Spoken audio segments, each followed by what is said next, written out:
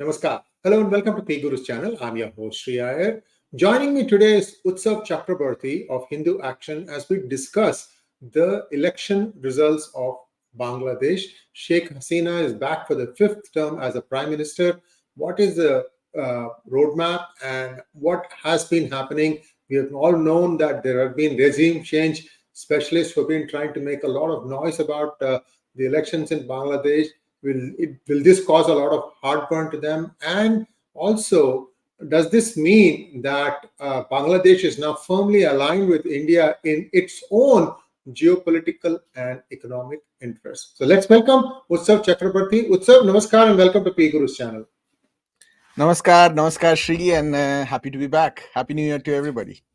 Happy New Year to you too, Utsav. Sorry it's a little bit late, but hopefully, this year is bringing glad tidings. The first election result is out and it is along predicted lines, although many thought that there may be a surprise or two. Now, first thing that I want to ask you, Utsav, is that, Victoria Newland's, I think Samantha Power, if I'm not wrong, had issued a statement sort of like some dire warnings for Bangladesh if they did not conduct election. But, Bangladesh didn't even respond to that. As far as I know, the elections did take place. And interestingly, there was an article that said that the opposition was actually hiring Hunter Biden as their consultant to try and make their case. This is the 𝗤𝙑𝙤𝙑 faction who is in jail. Her son is actually in United Kingdom. So play this thing out for us. What exactly was going on there and the back-end machination? But then the result has come out. The people of Bangladesh have spoken. I'll yield the floor to you. So, Sree, it is important that we understand the overall picture of Bangladesh's politics, and it goes back decades. And it has some clear alignments that we have to understand, and then we can look into this election. So there are a couple of things that we need to look at first. The current Prime Minister of Bangladesh, Sheikh Hasina of Awami League, is the daughter of the founding father, quote unquote, the founding father of Bangladesh, Sheikh Mujibur Rehman. So Sheikh Mujibur Rehman was the first leader. His stature in Bangladesh is probably equivalent to that of Mahatma Gandhi in terms of India's independence movement and so on and so forth. And he was the one who stood up against Pakistan, fought the 1971 war on behalf of Bangladesh, aligned with India, and then the rest, as they say, is history. So, but that did not last for too long. In 1974, 1975, there were rumblings against him. The Pakistanis were, regaining back their influence within the country, even though it broke off. So the current opposition leader is the wife of the military dictator who took power from Sheikh Mujibur Rehman in 1975.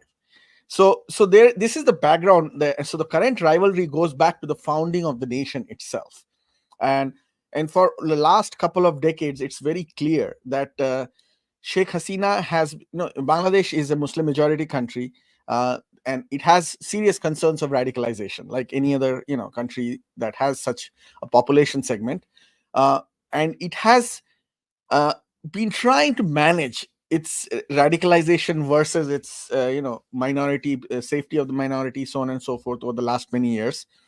Sheikh Hasina is considered to be relatively secular by most experts, including myself, who we feel that the Sheikh Hasina's role in the elections of the country, in the governance of the country, has been sympathetic towards its beleaguered Hindu minority, whose population has significantly declined in the last 4 or 5 decades, which is a conversation for another day, I must say.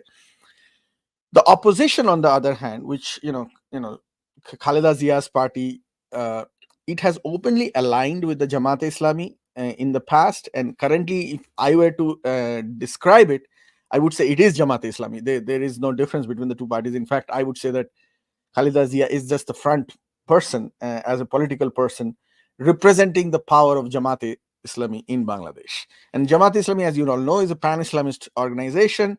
It has significant sympathies for those who supported the creation of Pakistan, who continue to attack Hindus along the entire subcontinent, Jamaat-e-Islami's Jammu and Kashmir branch has a militant arm called Hizbul Mujahideen, which is directly responsible for killing people in India. So you get the whole picture. So this is the overarching view of what the political parties in Bangladesh align with and what their views are. Now, fast forward to 2024. In 2024, as expected, elections were happening in Bangladesh. There were accusations that Sheikh Hasina, who has won the previous two elections, is quote unquote, doing strong arm tactics, not doing honest and fair elections. Those accusations came from the opposition. Interestingly, America, for whatever it's worth, did spend a lot of time, and this is because there were noises from the State Department. As a Washington D.C. person, I could see things happening in Washington D.C. Members of Congress, a lot of people were putting their weight against Sheikh Hasina in support of Jamaat-e-Islami led opposition, and that was really concerning. People of Hindu origin and people of Indian origin are concerned, because you don't want another political party that is aligned with Jamaat-e-Islami to come to power in a populous country like Bangladesh, where there are still 10, 15 million Hindus, who is going to protect them. And these people have a track record of doing extreme violence targeted against religious minorities. That was seen in 2001 when the previous time the Jamaat-led coalition came to power. So overall, these are the bigger concerns. Americans did align with the opposition. They made a lot of noise against Sheikh Hasina, but it seems like the elections happened successfully. The oppositions, for what it's worth, mostly boycotted it. I don't know why, because if you really care about democracy, then no matter what, they should participate in the elections. There was a significant amount of violence before election that told us that the opposition didn't want in a way to make the elections go successful. So as it stands today, it seems like Sheikh Hasina is going to be back in power. To cut a long story short, who are going to be happy about it? India is going to be extremely happy about it. Hindus, for what they're worth, are going to be somewhat happy about it, because relatively speaking, at least they will not get state-sponsored persecution. Relatively speaking, there's still radicalization in the society. They will still be targeted. China may be a little happy about it too, because China actually was aligned with Sheikh Hasina in terms of its investments and projects. So this is a very interesting space. Of late in Bangladesh, it is not US and India that were aligned with each other, but it was India and China that were getting aligned by the nature of the investments and the interests that were involved. US may not be happy about it, or at least there's going to be a big segment of people in US who are going to be extremely unhappy about it. The Jamaat-led US alphabet soup organizations are going to be extremely unhappy about it. They're going to keep talking about it endlessly. Probably they're going to accuse India of playing a role in making sure that the opposition didn't win in the election. So we'll take it from here. Utsav, one thing that these people in the United States need to understand is that after the liberation of Bangladesh, one of the tactical errors that India committed was to withdraw its raw assets from Bangladesh. And that is what happened. That's why they could not see the coup coming, or the supposed assassination of Sheikh Mujibur Rehman coming. If you remember, that was a very gory assassination plan. Sheikh Hasina escaped because she was not at home. She was not even in the country. Yeah, she was not in the country. So the point I'm trying to make is that you make one small tactical mistake, and then after that dovetails and becomes domino effect has now resulted in Pakistan regaining a foothold there. Whatever the thing is, I think under Sheikh Hasina, at least under the 2 terms of Modi, Bangladesh has experienced good progress in terms of lifestyle. Their per capita income has gone up. In fact, it is now exceeding that of Pakistan, and that will only make Pakistan more envious. My question to you, my friend, is that moving forward, one of the other things that has been quietly, I heard, being put in place is to try and control the population increase of Bangladesh, because of the fact that it is so low-lying that even a small rise in ocean level could submerge large parts of Bangladesh. Any ideas on where those things are happening now? So, I mean, Bangladesh, because it's a low-lying land, it's actually one of the most fertile lands in the entire world. The entire Gangetic plain from going all the way from Banaras to the Bay of Bengal, is one of the world's oldest, most fertile, most densely populated, and longest inhabited regions of the world. It is the center of Hindu civilization, so to speak. But time has taken its toll, and Bangladesh is a Muslim majority country at this point of time, and it is very low lying. It has one of the highest densities of population. There is actually quite a high decline in the birth rate in Bangladesh, so its population is significantly going to decline in the next couple of decades. Per capita income in Bangladesh has actually risen significantly under Sheikh Hasina. They have become a major exporting country when it comes to garments, finished goods product. So they've done pretty well for themselves. And overall, I think the country is heading in a better direction economically under Sheikh Hasina than ever before. I must also say that, while it may not look that way overall, because Hindus keep getting targeted every week, literally, in Bangladesh. And at the grassroots level, because it's a radicalized society to some degree, people do hate Hindus. It's expected in a country like that. But at least at the state level, I have to give credit to Sheikh Hasina for trying to not target Hindus and trying to protect Hindus. In fact, there are significant number of Hindu monuments, Hindu temples, that were in the city of Dhaka. Ramna Kalibadi is a very famous Kali temple that was destroyed by the Pakistani army in 1971. Historic temple that was rebuilt by Prime Minister Modi in Dhaka with the full support of Sheikh Hasina. So, significant efforts like this took place under her. And demographically, I think Bangladesh is going to become stable over the next few decades, which will be good for India because of the infiltration issues that are very relevant in the coming decades. So all these things add up to make me feel that her victory in the election is good for India. Now, I am concerned, and this is something that, probably most people are not thinking about. There is a significant group in America's foreign policy establishment that believes in color revolutions. It still believes in it. It wants to continue doing it in other parts of the world, like it was successfully done in Ukraine or some parts of the Middle East. I still believe that despite the results of the election, because of the immense pressure that Jamaat-e-Islami has on American politicians and the amount of control and influence it has on American politicians, there will be efforts made to do a color revolution in Bangladesh after the elections are over. For those who are new to this conversation, color revolution is essentially, when America doesn't like somebody who is democratically elected, there is also a democratically done protest that eventually, quote unquote, democratically overthrows the democratically elected government. So I'm concerned about that. And I think that is something that we need to watch out for. One of the side questions that come from this is, now migration might slow down. In fact, it might even stop from Bangladesh to India.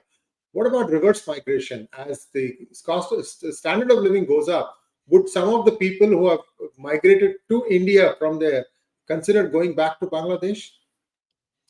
So the concern I have on that is that I have not observed any major trend in that direction. I think the delta of Bangladesh's economic progress versus India's per capita income isn't that high yet in favor of Bangladesh, that there is reverse migration happening at any point. I don't see that happening. There could be cases where somebody who is a technologically savvy person who used to work in Bangalore from Dhaka goes back to Dhaka and works in an IT company there. Some small scale movement like that may have happened. Nothing significant or nothing measurable. Because largely the people who have emigrated out of Bangladesh have done so from the lowermost economic strata of Bangladeshi society, mostly agricultural workers or people like that. And they are not yet in that phase where they can benefit significantly. But will that happen in the future? Let us see. Because to be honest with you, West Bengal has not really done well for itself, given what Mamata has done economically to the state and what the Marxists had done before Mamata. So, is it possible that the Muslim population from West Bengal will at some point find it attractive to go to Bangladesh? Maybe. Let us see. I don't see that happening right now. But I don't see Mamata doing that well either in West Bengal for the next couple of decades. Thank you so much, Utsav. And viewers, we have a couple of questions from our viewers, Utsav, for you.